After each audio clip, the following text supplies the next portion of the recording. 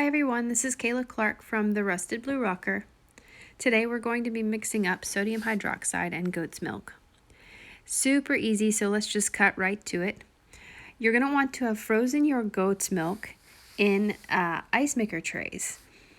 Essentially, the smaller amounts make it easier to mix together, but nevertheless, I've already frozen some, so I'm going to be pulling some out of the freezer and putting it in my bowl. You're going to want to measure whatever your recipe calls for this scenario. Something actually took place with my camera here, and you guys don't catch me measuring my sodium hydroxide, but nevertheless, you want to measure it to match what your recipe calls for. And as you begin, you're going to want to pour small amounts of sodium hydroxide into your bowl and mix it slowly.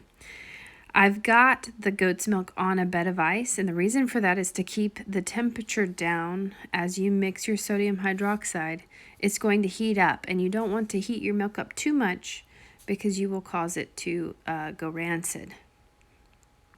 You'll see me check every once in a while by putting my hand under the bowl just to kind of get a feel of just how hot my bowl is. I want to be sure that it's staying on the cooler side, but you don't want it to be too cool because your milk will actually start to kind of collaborate a little bit, like the fat particles will become hard, and you don't want that to happen.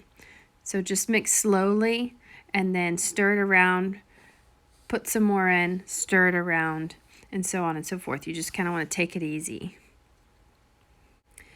At this point, I've taken my mixture off the bed of ice, and that's because I need these ice cubes to melt down, and it has gotten a little bit too cold. I certainly don't want my fat particles in my milk to get hard either, making it difficult to strain into the oils when it comes time to do that.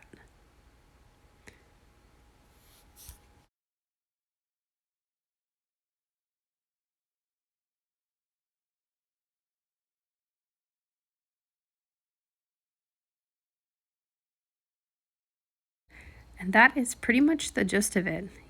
Easy peasy. As always, thank you for stopping by, and please subscribe.